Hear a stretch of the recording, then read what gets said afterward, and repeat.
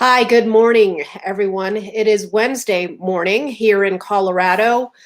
Of course, our state has been in the national news headlines, international news headlines, because of what happened a couple of days ago, about 2.5 hours from where I live in Colorado Springs. Of course, the Boulder shooting perpetrated by the suspect Ahmad al-Issa, and we're getting more information about him. A lot of worrisome details coming out. A lot of the things that I've talked to you about for years and years and years now seem to be bearing fruit here, rotten fruit, unfortunately. And we'll get to all of that, but I want to bring in my special guest right away. It is Congressman Mo Brooks. Hi, good morning. Hi, good to see you again, Michelle. Oh, it is good to see you again, too, Congressman Brooks, and a very exciting week for you, announcing your run for Senate in Alabama. And I know a lot of my viewers, and I'm live streaming now on all three of the Silicon Valley platforms while I still have them: YouTube, Facebook, and Twitter. Using it, I believe, in a jujitsu sort of way. Of course, they'd rather we not be here, but as long as we have these megaphones, we're going to use them to promote the causes and principles we believe in, and that's why you're running for Senate. Can you let everyone know what went into that decision and how it's been going for you this week? Well, first, I had to make sure that there was going to be an opening. Richard Shelby had to announce that he's going to retire, and he did that in January. Then I had to evaluate whether to stay in a rather comfortable House seat, probably 90+% probability of reelection. I say that with this kind of context. Never has a challenger in 5 different election cycles broken the 40% mark. And so I'm very appreciative to the citizens of North Alabama who have reelected me by such wide margins. Weigh that versus your ability in the United States Senate to better impact public policy and public opinion. Ultimately, we decided that the chances of success in a Senate race were high enough to justify letting loose of a very comfortable House seat on the chance that we'll be able to prevail and do better things for our country from the United States Senate side of the United States Capitol. That's right. Now, of course, you've got a lot of enemies and political opponents, and a lot of attacks recently that I want to talk about, of course, because the January 6th Capitol event has been weaponized against so many law-abiding, peaceful Americans, and the remarks that you made on that day have been taken out of context. I wanted to give you an opportunity to respond to many people who are trying to use that to basically drum you out of the public square. Well, let's be clear about from whence I come. I'm from the state of Alabama, where Donald Trump won by a huge margin. Right. So it makes a difference where you're from. And all of these defamatory, scurrilous attacks on Mo Brooks by the fake news media or the socialists or the weak-kneed Republican establishment, they fall on deaf ears in the state of Alabama. And in fact, those kinds of attacks have propelled me to the leadership position in this open Senate race. And you may ask, well, how can that be? Well, the attacks on me concerning January 6th are so palpably false, or so easily dispelled, that once thinking people look at what I actually said in the context in which I said it, they go, these people are lying about Mo Brooks. Now, wait a second. In Alabama, we don't like the fake news media. We don't like socialism or socialists, and we don't like establishment, wimpy kind of Republican figures. So if they're all attacking Mo Brooks must be the person I want in the United States Senate. Yeah. So that's the way it plays out in the state of Alabama. And I'll mention that ellipse speech was, quite frankly, one of the better speeches I've given to rallies, certainly the biggest rally speech I've ever given in terms of the audience size. But people want to distort my remarks and somehow contort them into this view that I inspired insurrection. Well, first, that flies in the face of the investigations that have been conducted. The investigations are quite clear that there were militant groups that decided to take advantage of what was supposed to be a peaceful protest at the United States Capitol. And they had been planning this for days or weeks in advance of the speech that I gave. So that's a big part of it. But another big part of it is, if you actually look at my words, The only thing I asked anyone to do at the United States Capitol is to make sure people knew that these were patriotic citizens. I asked people to chant USA, okay? That these are Americans who want an honest and accurate election system. Then you look at the thing that is really taken out of context, where I stated that we're going to take down names and kick derriere. My wife suggests I use the word derriere rather than the three-letter word. But I'm going to do that in deference to her. What they omit is that was just a snippet out of one sentence, okay, that one phrase. The words come out of a two-sentence paragraph, and before I started into that two-sentence paragraph, I took off my camo Congressional Sportsman Caucus hat and put on my bright red Fire Pelosi hat, which immediately should signal to people, hey, I'm talking elections, because that was the rally cry of the 2010 elections in which we took the House of Representatives. So I put on my campaign hat, Fire Pelosi, and then the very first words I uttered were, the 2012, the 2022, the 2014 elections are upon us. And then I went into a little bit more, and then I started the second sentence, and I said, as such, today is the day we start taking down names and kicking derrieres. Now, what names are we going to take down? We're going to take down the names of those congressmen and those senators who don't vote like we want them to vote. We wanted them to vote for an honest and accurate election system, not to support with their votes voter fraud and election theft.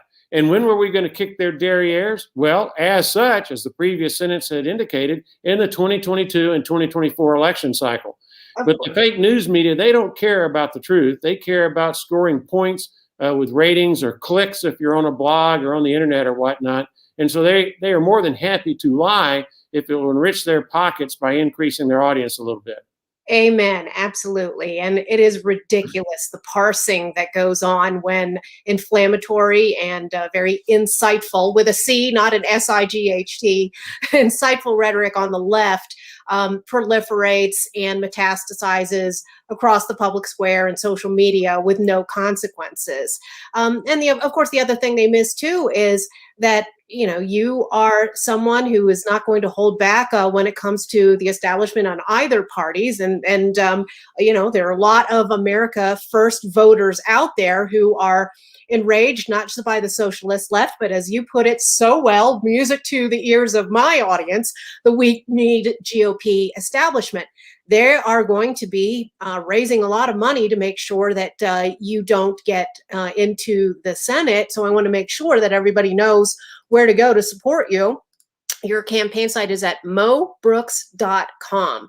And I want to talk a little bit about comments that you've made recently about Biden, the border and open borders, and his immigration anarchy that he is creating. Because, of course, this has been one of my policy areas for the last 25, almost 30 years now. And you said, I believe in a recent interview, that the chickens are going to come home to roost. I want you to elaborate more on what you mean by that and what your America First platform is when it comes to immigration and border policy. Well, by way of background, I think this is important to emphasize. America has far and away the most liberal and expansive legal immigration policy of any country on the planet. By way of one major measuring stick, what's the most important thing that a country can give to someone born in another country when they enter that country? Well, in the United States of America and in most other countries, it's citizenship. That's our highest honor. And the United States of America gives out more citizenships to foreign-born individuals than any nation on earth, and almost as many as every other country on earth combined, okay? So that's the legal immigration system that we have in the United States of America. And when these socialists, for their crass political power motivations, try to portray us as being heartless, that is the furthest thing from the truth, as evidenced by what America's legal immigration system is about.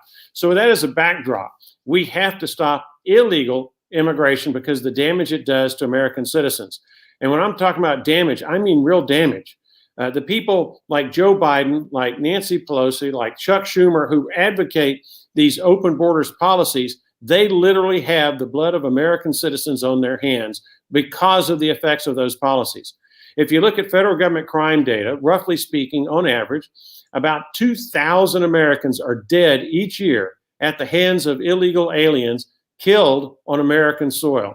those people would be alive. Those American citizens who have died, 2,000 per year going backwards over the last 10 years, that's roughly 20,000 dead Americans. And roughly 2,000 Americans who are alive today will be dead a year from now because of our porous southern border. So that's a big part of it. But there's even a bigger part associated with our porous southern border, and that is it is a sieve when it comes to the shipment of deadly narcotics, particularly by cartels, through our porous southern border. How bad is the problem? According to, again, federal government data, roughly 30,000+ Americans each year die because of consumption of deadly narcotics from overdoses. And those Americans would be alive if our southern border was not so porous. So that's a very costly measuring stick that the socialists want to ignore. And unfortunately, the fake news media doesn't seem to ever want to touch on or talk about. Then we get to the economic impact. You've got people who are taking jobs from American citizens, and you have a huge surge in the labor supply, which depresses wages that struggling American families need to make ends meet. It's estimated to be roughly $2,000 per year in lost wages because of the increase in the labor supply.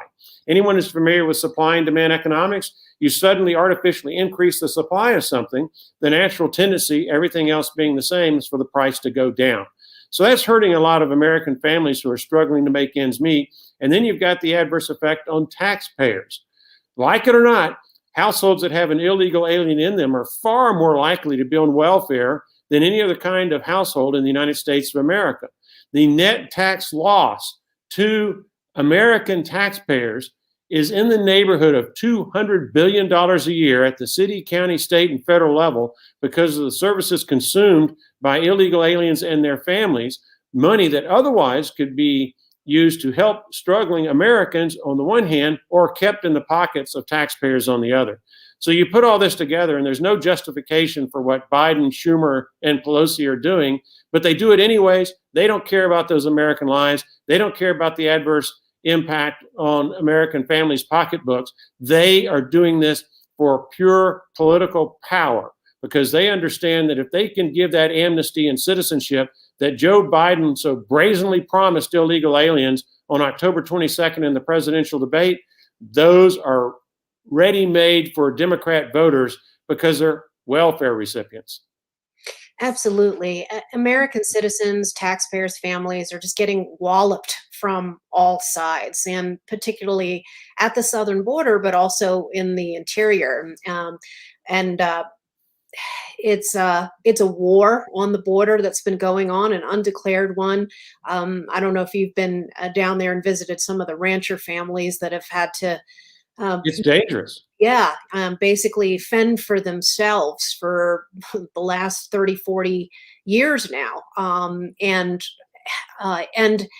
that's just one aspect of course. And there are all sorts of people who are coming across that border.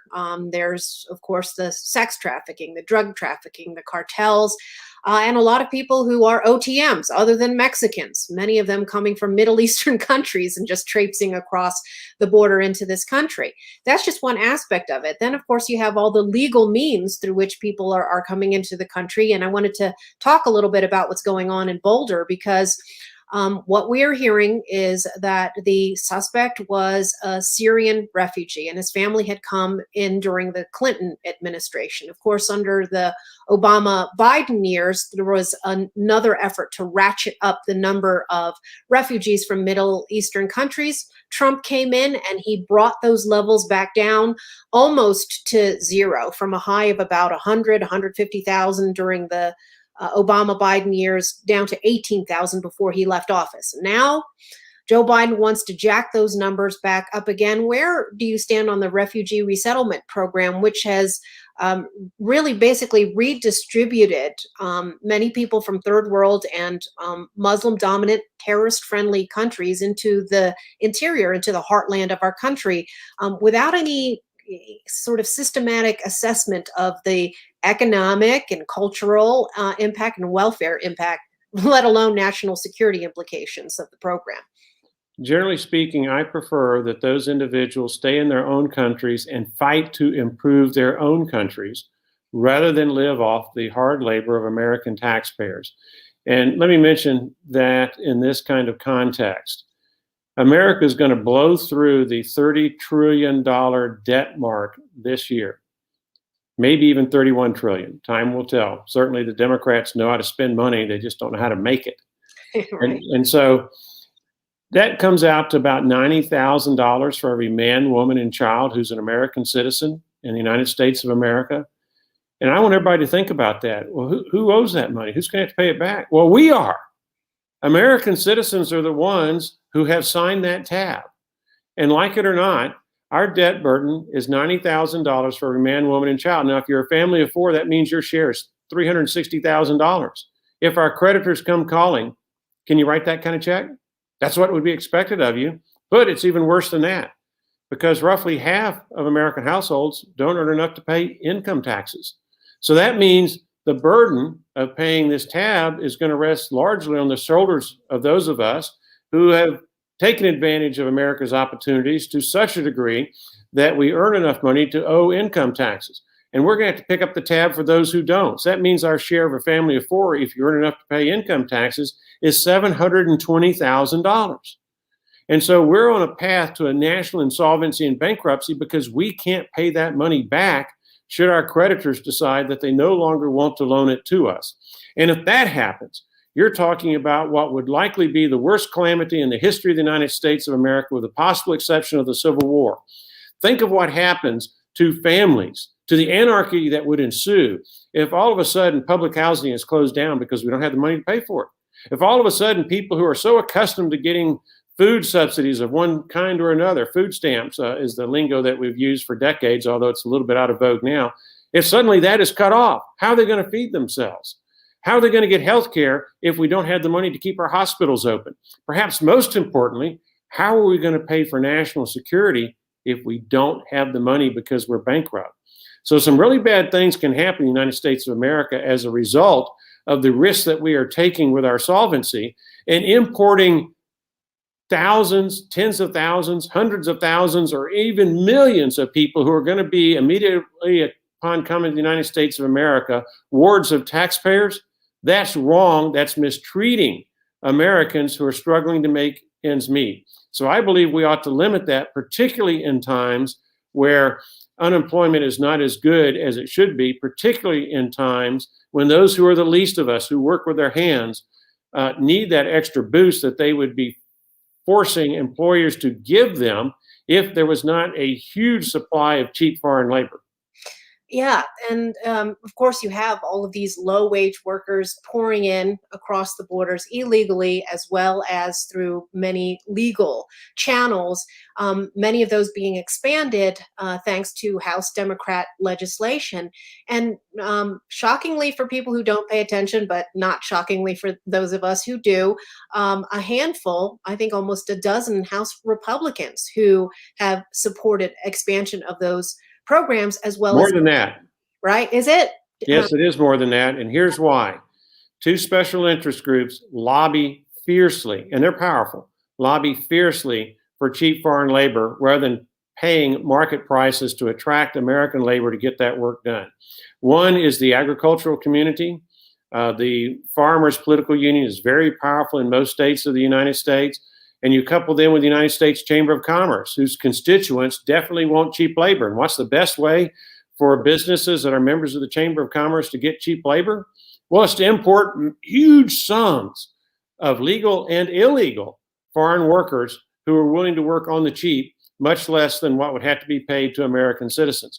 And by way of emphasis, with respect to the United States Chamber of Commerce, this is their number one legislative priority, is bringing in cheap foreign labor that will suppress the wages of American citizens. That's wrong, and I strongly disagree with the chamber. It kind of reminds me of that old Russian saying that the capitalists will sell you the rope that we're going to hang them with, okay? Mm-hmm. And that is the problem with what the Chamber of Commerce is doing. If the socialists get in control, I assure you that the membership of the Chamber of Commerce long-term is going to do much worse, particularly when you see tax efforts like Elizabeth Warren, where they want you to add up your wealth and then the government's going to seize a part of your wealth, not just your income, but your wealth that you've accumulated. That's bad news but that's where the socialists want to take us. And that's going to really do damage to the American economy and to those people who right now, short term, may be profiting from cheap foreign labor. When the political dynamics play out, they're going to maybe suffer the most. This is so important, the message that you are getting out here right now, because a lot of people think of their local US Chamber of Commerce as doing good for local businesses, and they have no idea what that institution represents in the DC Beltway swamp. What happened here with the hijacking of these institutions, or were they always set up this way to be duplicitous, to have this sort of, I mean, it's the US Chamber of Commerce, right? It says United States. It doesn't say Globalist Chamber of Commerce, even though that's how they operate. And I think more and more, especially in the wake of the Trump victory, more and more grassroots Republicans are waking up to this. They're very dissatisfied with the old GOP leadership. That's why they support your campaign in this sense. What happened? I mean, I know I'm sort of getting a little more philosophical here, but like, when did these institutions get hijacked, or was it always this way? Was it always business as usual like this with the GOP elites? Well, it has always been this way with respect to special interest groups. That's why we call them special interest groups. They want to put their own personal needs above that of their country. And in order to do that, they have to come together, become a political force, contribute the money that enables them to persuade politicians to do what is desired. And it's most unfortunate, not that, say, the farmers' political unions around the country or the United States Chamber of Commerce or name any other special interest group is doing what they're doing. What's unfortunate is that we have so many weak-spined politicians elected to public office who covet those campaign dollars more than they covet doing what's in the best interest of the United States of America. And that's one of the reasons why a lot of these special interest groups will oppose me in this Senate race. They've opposed me in the past, is I don't do their bidding unless they have persuaded me that their bidding is in the best interest of the United States of America as a whole. And in this particular instance, they're dead wrong with these open borders policies that they're advocating. Yeah, so this is going to be, in a sense, a David and Goliath battle, because you are going to be battling these special interests, not only on the left, but also on the right. I mean, there is a Beltway swamp uniparty in that sense. And so grassroots donors and grassroots populist support is going to be so important for your campaign. And speaking of that, I want to talk a little bit about the launch, because you had Stephen Miller come for your kickoff. Talk a little bit more about that and the significance of his endorsement. Well, Stephen Miller did a great job. He is very fluent. He knows how to put together a speech. We had 400 or 500 people at our kickoff, most of them not wearing masks, I should mention. And the net effect was the crowd was roaring and cheering because Stephen Miller's message was right on point, okay? Now, the symbolism of Stephen Miller is this. Many of your listeners, watchers may not know this, but Stephen Miller was the speechwriter for President Donald Trump. Stephen Miller was one of the policy gurus in the White House for President Donald Trump, very close to Donald Trump. And to have him there endorsing me at our kickoff, I think sends a pretty strong message that if you want in the state of Alabama, a United States Senator who has had Donald Trump's back for 4 years, who fought the impeachment scams, both of them, who helped expose the Russian collusion hoax, and who fought to try to reverse as best as possible voter fraud and election theft that occurred in 2020 that denied Donald Trump the White House, well, then Mo Brooks is your guy. And I'm very appreciative that Stephen Miller was there, both because of his eloquence and because of the symbolism of him coming from President Trump's White House on my behalf, and how that indicates to the voters of the state of Alabama that if you believe in the Make America Great Again agenda, then Mo Brooks is the candidate to support. Absolutely. So MAGA and America First. I mean, this is defining the 2022 and 2024 upcoming election cycles. There's a lot of debate among the chattering classes about whether Trumpism can exist without Trump. That's the phrase that you hear over and over again. And so I just want to ask you, because there are going to be a lot of people who appropriate these slogans and these mottos of MAGA and America First, who are more simulators than actually the real deal. How do you explain to people the difference between a populist who embraces fully that agenda and the people who are just mouthing the words to try and fool people into voting for them? Michelle, that is an excellent point. And for principled conservatives around the United States, that is and has always been our challenge, okay? I don't know about you, but how many times have I been disappointed by candidates who masquerade as conservatives when they're campaigning, but the moment they get into office, they just acclimate to the swamp environment and forget about the conservative principles, the conservative commitments that they made in exchange for our votes? I've seen that far too often. I would submit to the voters that your challenge is great, but there is an easy path you can follow to help you discern who truly is a principled conservative and who is not. And that just involves a little bit of research. Try to find candidates who have served in public office. If you're running for Congress, for the United States Senate, there are plenty of lesser offices you could look at to see how those candidates fared. And in my case, you can look at my track record, my voting record. I've been in the United States Congress for a decade. I'm a founding member of the House Freedom Caucus. We're principled conservatives, and we fight the socialists tooth and nail. We aren't a part of the Surrender Caucus that so many Republicans are a party to, okay? But you can also go to various groups that evaluate our voting records. So by way of example, if you believe in the Second Amendment right to bear arms, see what the NRA and the Gun Owners of America say about the Mo Brooks voting record. They've given me an A every single year that I've been in the United States Congress. Are you pro-life? Then fine. Look at my voting record with National Right to Life. You'll find that they grade me an A. Border security, which we talked about, which is a huge issue for our country. If you don't have a border, you don't have a country. That's one way of looking at it. Go to Numbers USA or Federation of Americans for Immigration Reform. They have graded Mo Brooks #1 out of 435 congressmen on border security over the last decade. So with me, I'm a tried and true individual. People who know me well know that I don't back down in the face of these false, scurrilous attacks by the fake news media or the socialists or even our rhino Republicans. I'm going to stand tall, and I would rather lose an election than deceive the public about what I intend to do.